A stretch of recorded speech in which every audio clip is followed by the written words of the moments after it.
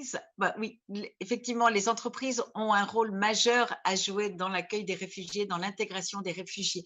Nous l'avons déjà vu d'ailleurs dans notre toute première table ronde sur l'accueil avec Frédéric Rose Maléfant, la déléguée générale des Human Safety Net France, la fondation du groupe Generali. Nous le voyons ici avec Nantes et nous voyons aussi à la fois cette volonté de contribuer, mais aussi de s'intégrer, de développer de nouvelles voies.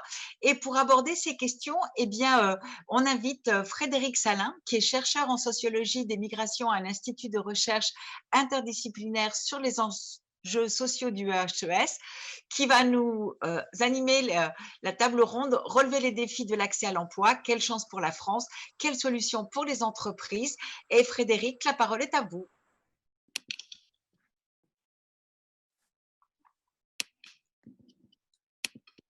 Voilà. Frédéric Salin, il est là?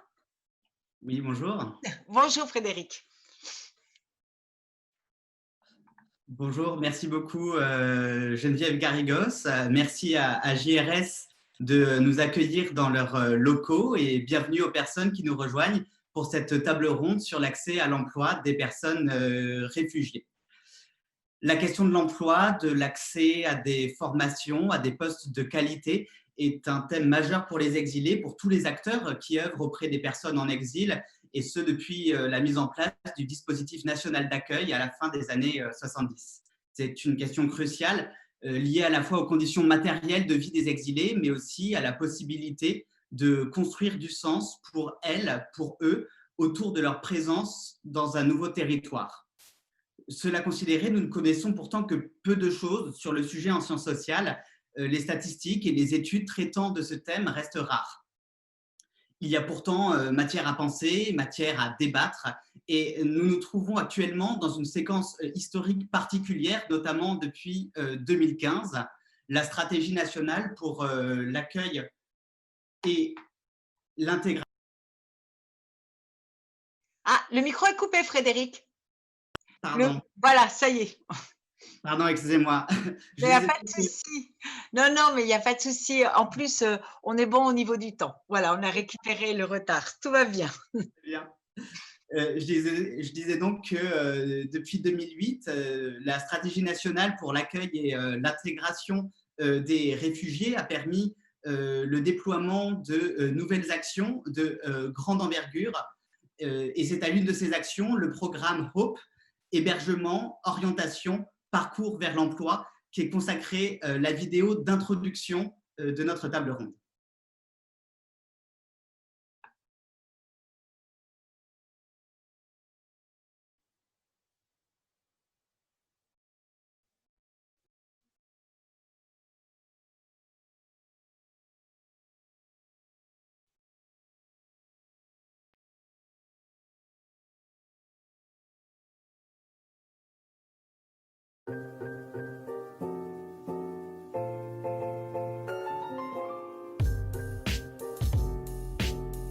Stéphanie Mousseau, je suis chargée d'accompagnement sur le dispositif HOP sur le centre de Douai-la-Fontaine dans le Maine-et-Loire, où j'ai accompagné au départ du dispositif 9 stagiaires.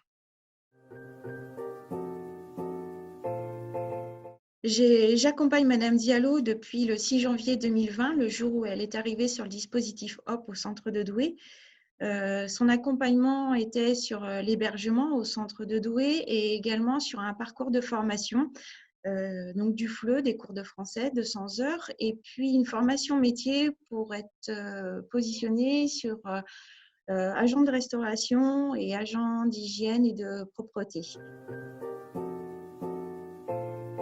Qui veut dire hébergement, orientation pour l'emploi, est un dispositif qui accompagne des groupes de réfugiés vers une formation en français et également une formation métier.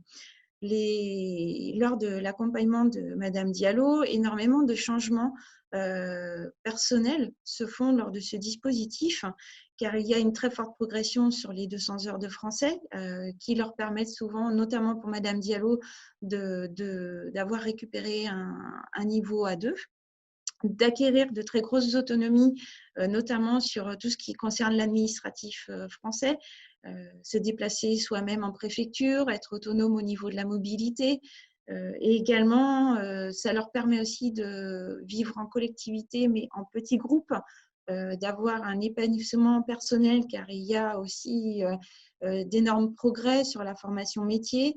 Et puis aussi au niveau des équipes, rencontrer des personnes, des formateurs, des managers, et puis au sein de l'entreprise, de découvrir le milieu de l'emploi.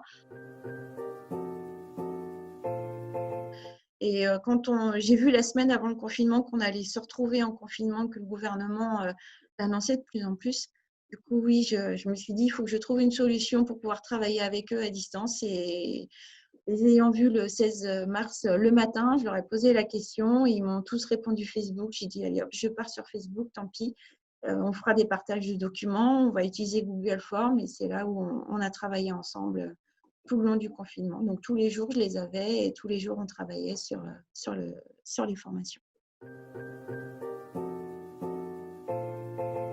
Bonjour, je m'appelle Halimatu Diallo. Je viens de la Guinée-Conakry. Je suis venue en France le 15 mars 2018, où là, je suis à l'AFPA depuis 7 janvier 2020, dans le cadre d'une formation. Lorsque j'étais à Poitiers, c'est un référent social qui m'avait parlé du Proséop. Elle m'avait dit que c'est l'AFPA de Douai-la-Fontaine qui l'avait contacté. Et si je suis partante de venir faire la formation, je lui ai dit oui. Quand on est arrivé au mois de janvier, on a commencé d'abord par les cours de français. On l'a fait juste 3 mois. Du coup, on a commencé la formation du ménage, après d'aller en stage à Center Park. Et avant ça, on avait pris une semaine de cours de cuisine. Lorsqu'on est arrivé à Center Park, on nous a donné notre emploi du temps parce qu'on devait faire une journée de restauration et une autre journée de ménage. Et il y avait des formateurs là-bas qu'on avait trouvés. À Center Park, on se déplaçait en vélo pour le lieu du travail. C'était un peu fatigant, mais le mieux, c'est assez amusant. Ils nous ont laissé 2 jours au moins pour aller visiter tout Center Park. Cette formation, ça va finir dans l'année-là.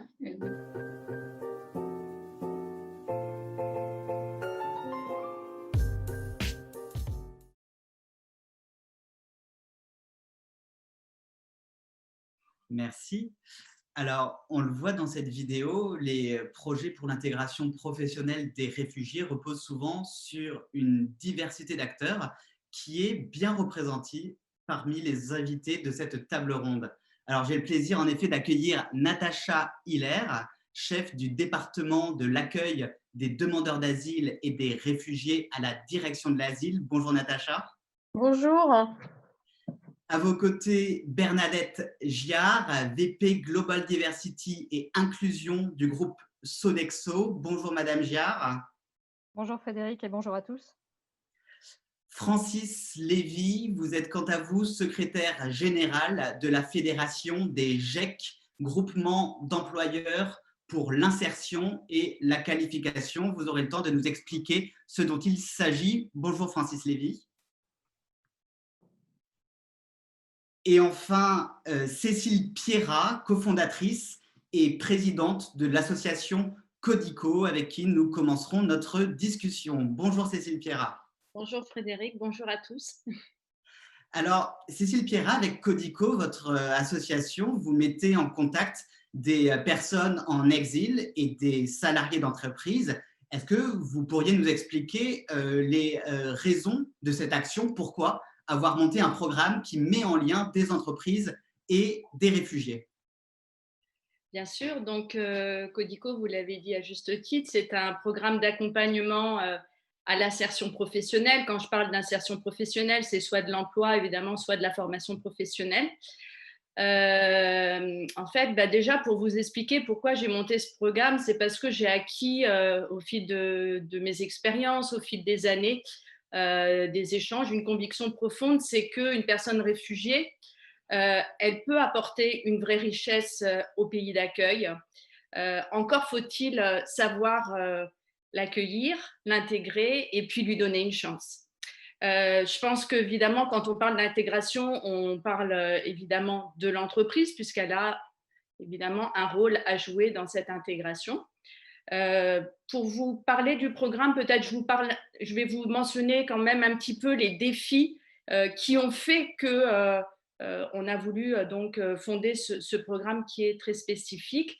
Donc les professionnels réfugiés qui postulent à Codico déjà sont extrêmement variés, c'est-à-dire que c'est la société civile qui arrive en France. Donc on a des gens qui sont très expérimentés, très qualifiés comme des pharmaciens, des ingénieurs, mais on a aussi des jeunes qui ont beaucoup moins d'expérience et qui ont un projet un peu moins cadré. Donc, je peux penser à des mécaniciens, des ouvriers, mais ils ont tous une volonté très forte de s'insérer. Et je dirais que nous retrouvons vraiment des participants qui sont très hétérogènes, de bac à bac plus 8, mais qui ont cette volonté, cette résilience tous de vouloir s'insérer dans la société d'accueil.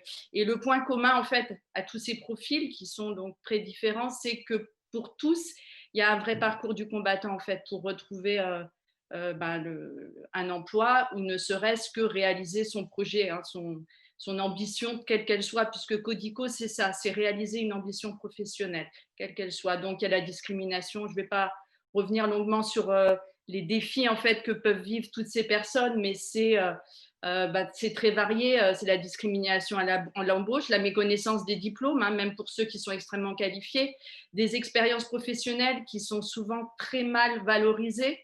L'absence de réseau, ça c'est vraiment un énorme obstacle en fait. Ils sont assez isolés dans leur communauté, la majorité. Et puis la maîtrise imparfaite du français, la méconnaissance des codes du travail. Et justement, c'est pour ça qu'on a voulu créer un programme en lien avec les entreprises, parce qu'en les mettant en lien avec des salariés d'entreprise, puisque notre programme en fait met en lien en binôme un salarié avec un réfugié, et ben d'emblée ils allaient s'approprier les codes de l'entreprise. D'emblée, ils allaient pouvoir profiter du réseau du salarié et puis pratiquer, je dirais, la langue professionnelle, parce que l'apprentissage du français, bien sûr, il peut se faire avec des structures de FLE, mais la rencontre et la pratique, en fait, au fil de l'eau, ne serait-ce avec ce lien professionnel et ce lien social, fait qu'on maîtrise de mieux en mieux le français. Et puis, c'est tous ces codes professionnels du marché du travail et de l'entreprise qui vont s'acquérir aussi progressivement pendant ces 6 mois. Donc, on a un programme, en fait, qui est assez simple. On fait des partenariats avec des entreprises et on met les personnes réfugiées en binôme avec un salarié qui va l'accueillir sur son lieu de travail pendant ses heures de travail. Donc, c'est assez confortable finalement pour un salarié actif. Et donc, ensemble, ils vont travailler au maximum pour rendre ce projet, ce rêve en fait qu'ont ces personnes pour pouvoir se reconstruire professionnellement. Ils vont travailler pendant 6 mois avec des rencontres qui ont lieu 2 fois par mois. Pardon. Et donc, je dirais que ce qui est important aussi par le fait qu'on met en lien ces personnes dans l'entreprise, c'est que du coup, ils sont aussi accueillis comme un professionnel. Ils sont reconnus dans l'entreprise comme un professionnel, parce qu'une personne réfugiée, avant d'être réfugiée, elle est quand même professionnelle. Elle a eu aussi une vie dans son pays. Elle avait un emploi, elle avait une situation. Et on peut comprendre que ces personnes, en fait, quand elles arrivent, elles n'ont qu'une envie, c'est de se reconstruire. Et si elles ne se reconstruisent pas professionnellement, elles ne pourront jamais s'insérer dans le pays d'accueil. Donc voilà, en gros, c'est vraiment ce qui a fait qu'on a voulu mettre en lien avec les entreprises. Après, l'entreprise, c'est un énorme réseau, donc ça permet évidemment de développer très facilement le réseau de la personne qui va être accompagnée. Et puis, je dirais aussi que au-delà évidemment de la mission de vouloir favoriser l'insertion, c'est aussi changer le regard. Et la rencontre qu'on provoque avec tous ces professionnels, entre les personnes réfugiées et les professionnels, petit à petit, ça change le regard. Je ne vous dis pas qu'au départ, il y a souvent des a priori. Et au fil des rencontres, en fait, les salariés nous témoignent que ils sont énormément surpris en fait de cette force de résilience, cette adaptation, cette capacité en fait de vouloir et de pouvoir en fait s'insérer sur des métiers qui ne sont pas forcément toujours exactement ce qu'ils auraient souhaité faire, mais ils sont voilà, vraiment dans cette dynamique de contribuer à la société d'accueil. Hein. Vraiment, c'est ces messages qui nous font passer. Et ils ont une force d'adaptation qui est assez incroyable. Voilà pour le programme. Voilà. Bon, après, s'il suffit de rentrer un peu, ce qu'on fait aussi, c'est qu'il y a un volet collectif qui est très complémentaire au volet individuel, parce qu'on s'est rendu compte qu'en fait, le lien professionnel devait être élargi. Donc, dans cet accompagnement collectif, on crée du lien social en faisant des partenariats avec d'autres associations. Pour créer par exemple du lien avec la culture, notamment on a des ateliers d'écriture avec des éditions du portrait, on a des activités sportives qui permettent voilà, de développer aussi ce réseau. Et c'est vraiment le réseau, la rencontre. Moi je dis que c'est la meilleure arme pour l'intégration. C'est vraiment ce qui fait que on a vraiment des bons résultats puisqu'on a une personne sur deux qui a une opportunité professionnelle. On a été lauréat du PIC, donc ce qui nous permet aussi de déployer ce programme dans d'autres villes, d'en faire participer le plus de personnes possible. Très bien. Merci beaucoup, Cécile Pierrat, pour cette présentation de l'association Codico. Je voudrais maintenant m'adresser à Bernadette Giard. Vous êtes donc VP Global Diversité et Inclusion à Sodexo. Est-ce que vous vous retrouvez dans ces paroles de Cécile Pierrat quant aux possibilités d'action de l'entreprise, des entreprises auprès des réfugiés? Et quel intérêt y a-t-il, selon vous, pour les entreprises en général et en particulier pour une entreprise comme Sodexo à agir avec les réfugiés, à recruter des réfugiés? Alors, tout d'abord, juste quelques mots sur l'entreprise Sodexo. Hein. C'est une entreprise française qui a été créée en 1966, donc une certaine ancienneté à Marseille. Une entreprise qui est toujours familiale et indépendante, puisqu'on a l'actionnariat de la famille Belon, avec 3 grandes activités dont l'objectif est de délivrer des services de qualité de vie. Donc, on a des services sur site avec de la restauration collective, de la propreté, de la maintenance. Une activité avantages et récompenses avec, par exemple, les chèques restaurants, les chèques cadeaux, et une activité de service à la personne, notamment avec des crèches et des services pour les personnes âgées à domicile. Donc, vous le voyez, c'est une entreprise de service. Donc, les femmes et les hommes sont au cœur de notre activité. Et nous sommes d'ailleurs le premier employeur français privé dans le monde avec 470 000 salariés présents dans 67 pays. Et notre activité est donc très décentralisée. En France, on est sur 4000 sites, donc avec des petites équipes de moins de 10 salariés par site. Et dès sa création, nos fondateurs se sont fixés pour mission de contribuer à l'emploi local, à l'insertion professionnelle des personnes éloignées de l'emploi, à la progression des collaborateurs aussi, très important. Et c'est ce qui nous a amené tout naturellement à nous engager en faveur des réfugiés. Donc d'abord un engagement dès l'hiver 2015 par la distribution de repas hein, qui s'est fait sur plusieurs hivers. Mais ensuite, on s'est aussi focalisé dès septembre 2018 pour s'engager dans le recrutement des réfugiés. Notamment, on s'est engagé aux côtés de Tent Partnership for Refugees, dont une des vidéos a été présentée aujourd'hui, je crois. Voilà, on s'est engagé avec eux sur le recrutement des réfugiés dans le monde. Et depuis 2018, nous avons recruté près de 800 réfugiés dans le monde. Donc, on pourrait penser que ce n'est pas beaucoup par rapport à 470 000 salariés, mais ça demande, voilà, c'est un travail aussi de longue haleine, très satisfaisant parce que l'entreprise a aussi intérêt à recruter des réfugiés, notamment quand on est dans un secteur où les métiers sont en tension, comme peut l'être la restauration ou comme peuvent l'être d'autres de nos métiers. Par contre, c'est sûr, on ne peut pas travailler seul. Donc, on est obligé de travailler avec des partenaires comme Tent et d'autres comme France Terre d'Asile, Forum Réfugiés, FAS. Alors, on ne travaille pas avec Codico, mais on fait effectivement avec FAS du mentoring de réfugiés, ce qui permet à nos collaborateurs de prendre conscience. Enfin, je me suis beaucoup retrouvée dans tout ce qui a été dit, prendre conscience, savoir voilà, ce que c'est, fournir du réseau, le propre réseau du salarié va permettre aux réfugiés d'y voir plus clair dans l'univers professionnel et il va mieux comprendre les codes et mieux s'inscrire dans cette recherche d'emploi. Alors, je peux développer plus, Frédéric, si vous le souhaitez. Oui, oui, allez-y, peut-être dire si quels conseils vous donneriez à des entreprises qui ont envie de mettre en place des actions pour les réfugiés, par où commencer et quel type d'actions mettre en place? Alors, donc effectivement, on va parler de l'échelle de la France, hein, puisque je vous ai parlé du monde. À l'échelle de la France, déjà, ce qui a été important pour nous, donc, je viens de le dire, c'était de s'appuyer sur un écosystème d'acteurs, parce qu'on ne peut pas faire tout seul. Mais c'est surtout, on a créé avec d'autres entreprises un réseau informel pour travailler tous dans la même direction. Donc, avec Ipsos, Accor et L'Oréal, on a fondé, c'est le petit noyau d'entreprises qui étaient partenaires de Tint en France. Nous avons créé ce réseau et d'autres nous rejoignent, hein, comme Michelin, Ikea France, Keolis, Barilla, Adecco Group. Et d'autres vont nous rejoindre bientôt. Et alors, pour faire quoi dans ce réseau? Déjà des événements de communication et de sensibilisation, parce que ça a été dit aussi par Cécile, hein, ce qui est important, c'est déjà de combattre les stéréotypes, de mieux connaître, de mieux comprendre l'univers des réfugiés, et pourquoi ils sont là, et voilà, et toutes les compétences qu'ils ont aussi. On souhaite faire aussi avec notre petit groupe informel, prendre des positions communes, et ça, c'est nos patrons d'entreprise qui l'ont fait l'année dernière, déjà lors de la Journée mondiale des réfugiés.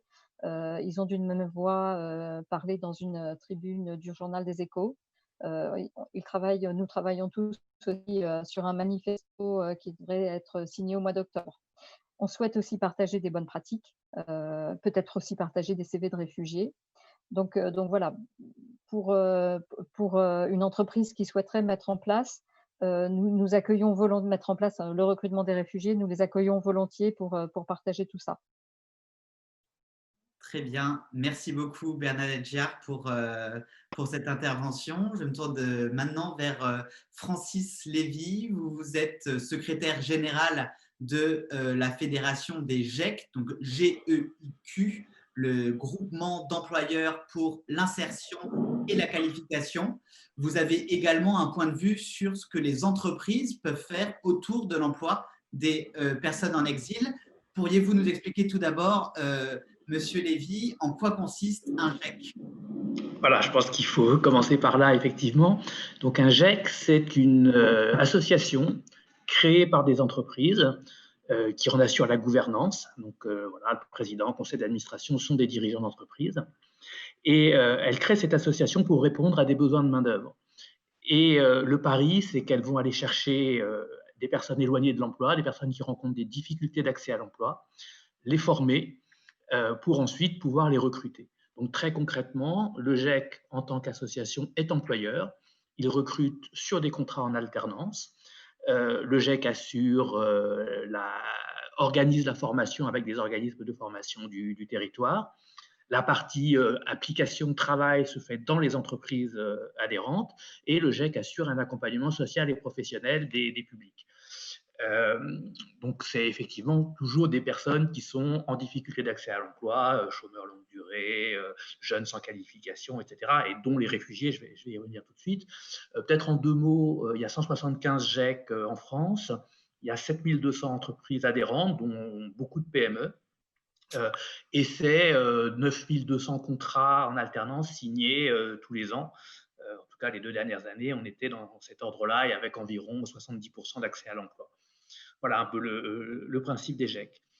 Alors, pourquoi les réfugiés? D'abord, on a, alors peut-être pas d'abord, mais en tout cas, nous avons signé une convention avec la DIER il y a un peu plus de 2 ans maintenant sur voilà, un engagement sur le fait de recruter davantage de réfugiés dans les GEC. Alors, les GEC n'avaient pas attendu la convention pour commencer à s'y intéresser, mais ça a donné quand même un coup d'accélérateur.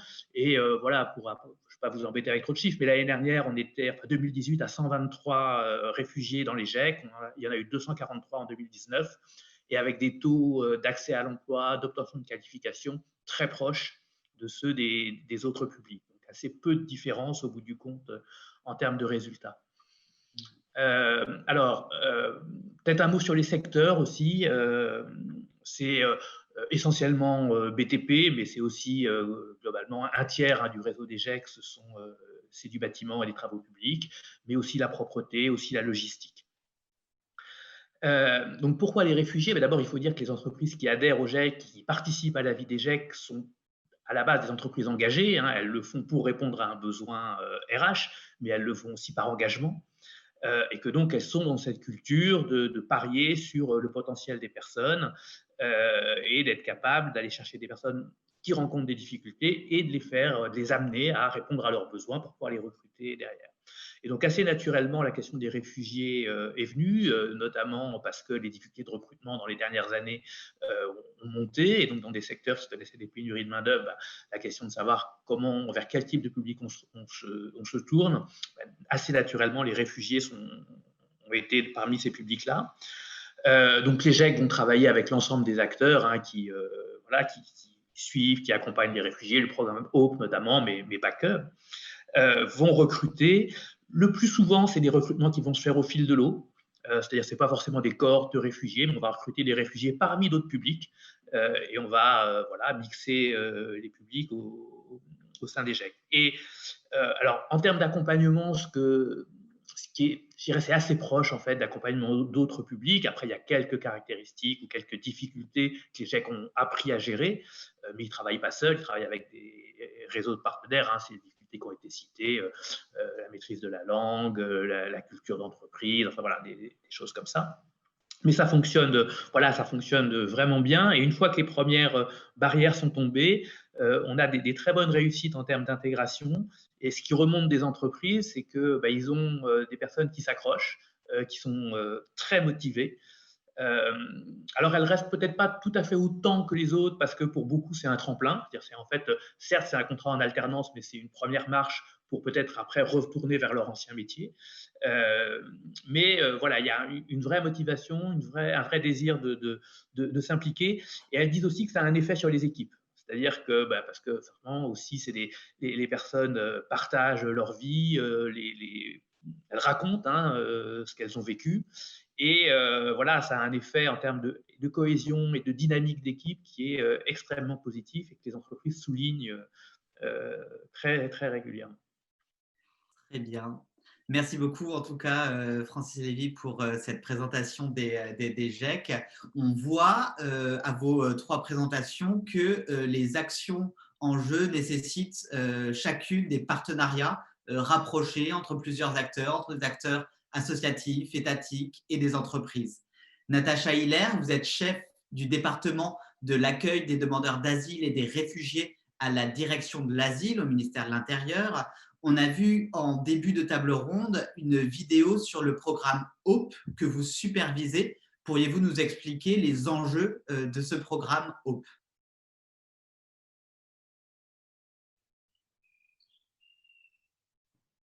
Oui, bonjour.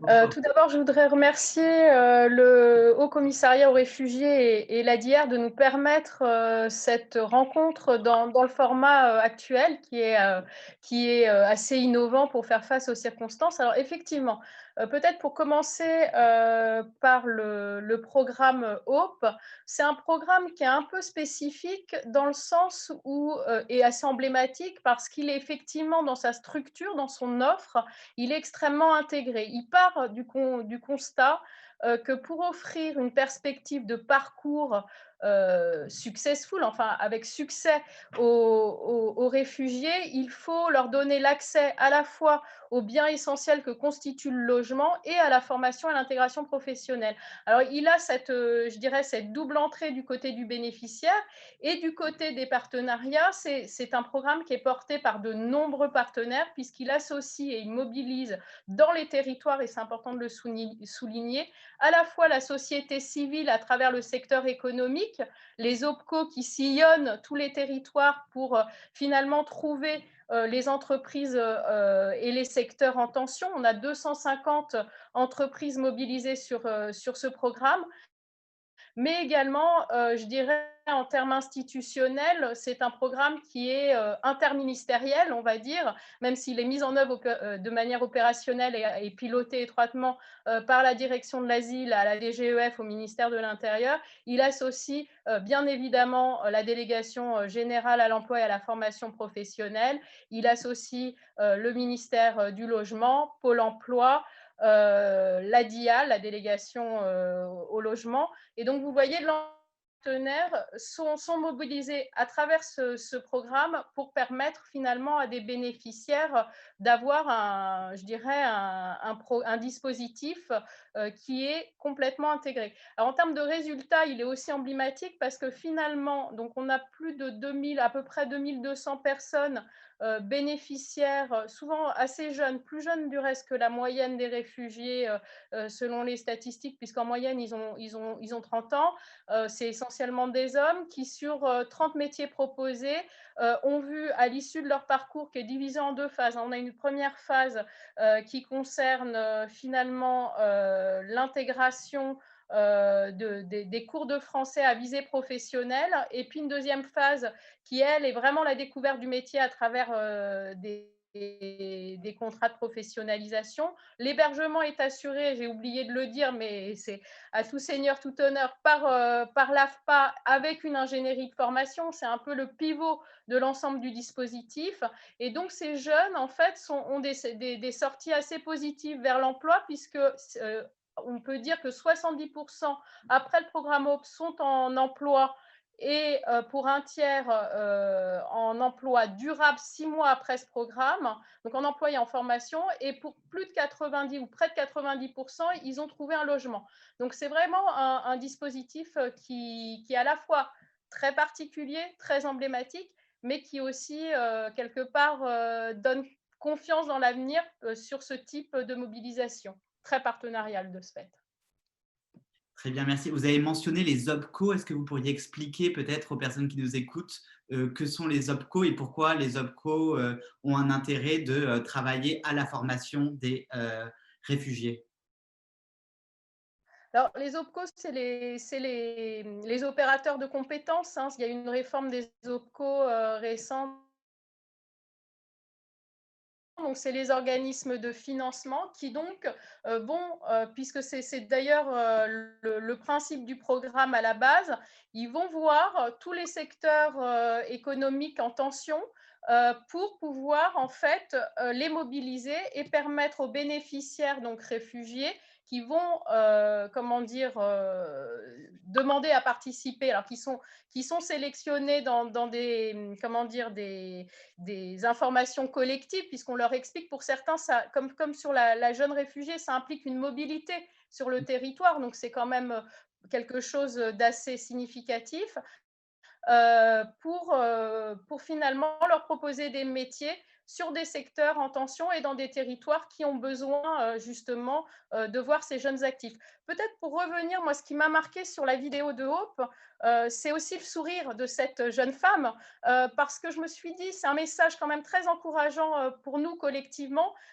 d'aller au-delà de l'obtention du statut, qui est évidemment une exigence nécessaire, c'est un droit fondamental pour les personnes qui sont éligibles à l'asile, mais d'aller vers des parcours d'intégration professionnelle, c'est-à-dire de permettre à des personnes de se projeter au-delà du statut. Et ça, c'est quelque chose d'essentiel. C'est aussi une exigence de dignité, et parce que ça permet de favoriser, je dirais, les capacités au sens où l'emploierait peut-être Amartya Sen. Et puis, c'est aussi une autre manière, je l'ai entendu chez les autres personnes participantes à la table ronde, aussi l'opportunité de bénéficier des compétences des jeunes réfugiés. Et donc, la moyenne d'âge des jeunes réfugiés, en fait, c'est des jeunes actifs, puisqu'ils ont en moyenne 41 ans. Et c'est vrai qu'on peut avoir besoin, donc ça change le regard, on l'a déjà entendu aussi lors de cette table ronde, ça change le regard, puisque là, ils ne sont plus en position de personnes à qui on donne quelque chose, mais aussi en position de personnes qui peuvent donner quelque chose à la société. Et donc, je pense que ça fait partie du refaire société ensemble, de l'ambition qu'a eu le gouvernement à travers sa stratégie nationale d'intégration dès 2018. Ça a été présenté le 5 juin par le Premier ministre, de faire de l'intégration professionnelle un levier, justement, ça a été réaffirmé en octobre dernier, du contrat d'intégration républicaine. Il y a bien cette idée-là derrière, et ça, c'est quelque chose qui est encourageant quand on voit des dispositifs comme Hope qui proposent en fait des sorties positives vers l'emploi et vers le logement. Très bien, merci beaucoup. Je voudrais simplement poser une dernière question à Cécile Pierrat. On a beaucoup parlé ici de la correspondance entre des réfugiés qualifiés et des métiers en tension. Dans votre association Codico, les entreprises avec lesquelles vous effectuez des partenariats et du co-training, sont-elles des entreprises dans des métiers en tension ou pas que? On ne vous entend pas, il faut activer votre micro, je crois. Voilà. Non, je dirais que… Vous m'entendez? Oui. Que les entreprises… Alors, ça dépend des territoires. Hein. Sur l'Île-de-France, c'est essentiellement des grandes entreprises voilà, qui, en fait, répondent plus à une initiative. En fait, l'idée, c'est de se positionner un peu sur une initiative qui soit solidaire et qui répondent aux besoins d'engagement des entreprises, donc la RSE. Parce que en fait, les entreprises qui contribuent à Codico contribuent indirectement aussi à plus de cohésion sociale et se positionnent sur les bienfaits de la mixité sociale, hein, on le voit bien, et puis avec peut-être l'ouverture justement à de nouveaux profils ici de différents pays. Voilà, toutes ces personnes elles apportent une nouvelle vision, d'autres réflexes, et elles y voient vraiment un intérêt en fait à participer à une initiative comme Codico. Finalement, moi je dirais même qu'au-delà même de participer à un programme RSE, c'est participer à un programme RH en fait. Le programme en fait il répond, c'est là ce qui est intéressant, c'est que une initiative comme Codico qui accompagne les personnes réfugiées est gagnant également pour l'entreprise et pour les salariés. Ça répond à un besoin qui est très fort en fait d'engagement des salariés. Ça permet de montrer que l'entreprise a des valeurs. Les salariés ils vont s'y retrouver parce que quelque part ça répond à leurs besoins de quête de sens. Ça montre que l'entreprise qu'ils ont rejoint, eh ben, elle a des valeurs. Et voilà, la preuve, c'est qu'elle s'engage sur une problématique forte de société. Donc, ce besoin d'engagement, quelque part, il contribue à l'intégration des personnes réfugiées, puisque en accompagnant l'autre, ben voilà, on va favoriser l'insertion. Et puis, c'est aussi indirectement, ce programme, il va énormément, je dirais, contribuer évidemment au changement de regard, mais c'est aussi le développement de compétences, puisque les personnes en fait qui vont accompagner, c'est pas évident d'accompagner une personne réfugiée. Donc elles vont développer des compétences bien évidemment interculturelles, elles vont développer, elles vont être formées à l'accompagnement, puisque Codico, quand on parle de co-training, en fait, ça veut dire que on accompagne les personnes réfugiées, mais aussi on accompagne les salariés qui vont être formés, outillés, accompagnés par d'autres bénévoles. Ils sont sensibilisés à la thématique de l'asile par des experts à la CNDA. Donc, c'est vraiment de se dire que, en fait, pour avoir une action solidaire qui fonctionne, il faut que tout le monde s'y retrouve, il faut que tout le monde soit gagnant. Et dans notre programme, les salariés et les personnes réfugiées, et même, je dirais, l'entreprise et même l'institution au sens large, elle est gagnante. Et c'est ça le message que je voudrais passer pour conclure, c'est que l'intégration, en fait, c'est une responsabilité collective. Ce n'est pas une responsabilité juste des entreprises, des associations ou des citoyens ou même des institutions. C'est vraiment offrir vraiment une action où on va permettre un accompagnement à 360 et on va permettre en fait à tous les acteurs, que ce soit les associations, les institutions, les citoyens, voilà, de pouvoir travailler ensemble et de pouvoir avoir un impact voilà, sur cette intégration. Merci Cécile Pierrat, on vous a bien entendu. Bernadette Giard, le mot de la fin. Oui, juste Vous m'entendez? Je voulais rebondir sur ce que Cécile venait de dire aussi sur l'engagement de toute une équipe. Et effectivement, c'est très vrai également. Nous, on a eu une promotion avec Forum Réfugiés de plusieurs réfugiés qui ont été formés sur Lyon pendant quelques mois et qui ont ensuite intégré l'entreprise. Et dans les équipes qui ont intégré ces réfugiés, voilà, c'est aussi des belles histoires et on a besoin de ces belles histoires à raconter, voilà, de reconnaissance et de plaisir à travailler ensemble. Et d'ailleurs, notre équipe à Lyon a fait un petit film qui montre, que j'espère que vous pourrez diffuser un de ces jours, donc qui montre vraiment voilà, ce qui se passe, enfin, comment chacun s'apprécie mutuellement petit à petit. Et je trouve que c'est très, très important pour combattre les stéréotypes, effectivement. Très bien.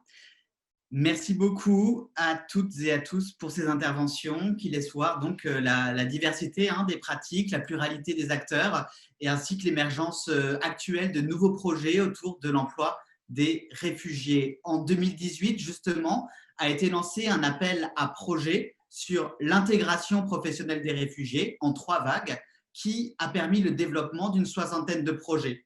Cet appel à projets a été financé dans le cadre du PIC, PIC, pour plan d'investissement dans les compétences, piloté par le ministère du Travail.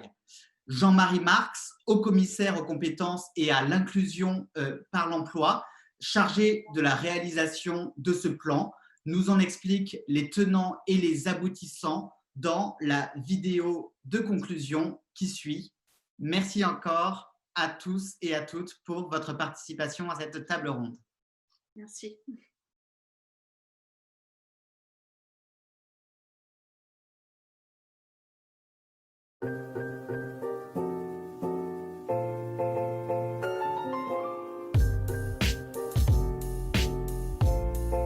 Je suis haut-commissaire aux compétences auprès de Muriel Pénicaud, donc la ministre du Travail. Donc, en tant que haut-commissaire aux compétences, j'ai en charge le plan d'investissement dans les compétences, qui est un plan extrêmement important. Si je devais le résumer, 3 objectifs. Celui de faciliter l'insertion des personnes les plus vulnérables, les plus fragiles, que ce soit effectivement des jeunes qui ne sont ni en emploi, ni en formation, qui ont décroché scolairement, que ce soit aussi des demandeurs d'emploi, souvent de longue durée, ou des allocataires des minima sociaux, et bien évidemment aussi des publics comme celui effectivement des réfugiés. Donc ça, c'est le premier objectif. Le deuxième objectif, c'est celui de répondre aux besoins de compétences des entreprises, parce que les entreprises se transforment, les métiers évoluent, notamment sous l'impact du numérique et de la transition écologique, qui sont 2 sujets d'actualité, y compris post-crise coronavirus. Et le troisième objectif, j'allais dire, ce n'est pas uniquement un sujet quantitatif d'augmenter le nombre de personnes formées, et de ce point de vue-là, d'ailleurs, c'est un effort sans précédent dans le cadre effectivement de ce plan, et il vise aussi à transformer un peu la manière de faire. Si je devais résumer un peu par une formule, de dire effectivement, lorsqu'on est en face effectivement de personnes qui ont décroché scolairement, qui ont des difficultés d'accès à l'emploi, des difficultés aussi d'apprentissage peut-être, ce n'est pas en privilégiant uniquement le présentiel entre 4 murs qu'on répond à leurs besoins. Et donc l'objectif aussi, c'est de diversifier les modalités d'apprentissage, le digital, le numérique, qui casse en quelque sorte des barrières dans l'apprentissage, mais également la reconnaissance de la formation en situation de travail qui est désormais reconnue de par la loi. Donc, ce sont là des éléments importants de transformation aussi de tout l'écosystème de la formation. Ce plan d'investissement, notamment sur les appels à projets nationaux, est de laisser la main aux acteurs. Et on n'a pas procédé par un cahier des charges très strict, écrit dans les services nationaux, mais on a plutôt donné quelques orientations générales, bien sûr quelques objectifs, et à partir de là, on a laissé la main aux différents acteurs. D'abord, les réfugiés, ils ont accès à toutes les actions de formation financées. Je rappelle simplement qu'on a 1 million de personnes qui rentrent dans des parcours de formation, à peu près 450 000 aujourd'hui qui sont financés directement donc, par le plan d'investissement des compétences. Si je cumule l'ensemble des moyens, donc les réfugiés, ils ont accès à toutes les actions. Mais on a souhaité effectivement avoir des actions spécifiques. Il y en a de 4 ordres. Je voulais simplement ici rappeler qui est un programme d'intégration des réfugiés au travers de l'apprentissage de la langue que nous avons développé déjà depuis plusieurs années. Il y a un programme également qui vise à reconnaître les acquis d'expérience, ce qu'on appelle la VAE, des réfugiés qui arrivent sur le territoire. L'AFPA a proposé un programme important qui s'appelle HOPE, qui est déployé maintenant depuis 2 ans. Il ne suffit pas d'accueillir des réfugiés, c'est très bien, mais il s'agit aussi d'offrir des parcours d'insertion. Et on sait que les réfugiés peuvent connaître des difficultés d'insertion. Et notamment les femmes, elles avaient un taux d'insertion de l'ordre de 19%. Donc c'est 1 sur 5 qui, au bout d'1 an, 2 ans, avait un emploi. Donc on peut aller bien plus loin à condition d'avoir des actions précises. Et cet appel à projet répond notamment à cette problématique que de mettre au cœur effectivement de l'action leur insertion professionnelle, qui est aussi un vecteur finalement d'inclusion sociale pour les réfugiés.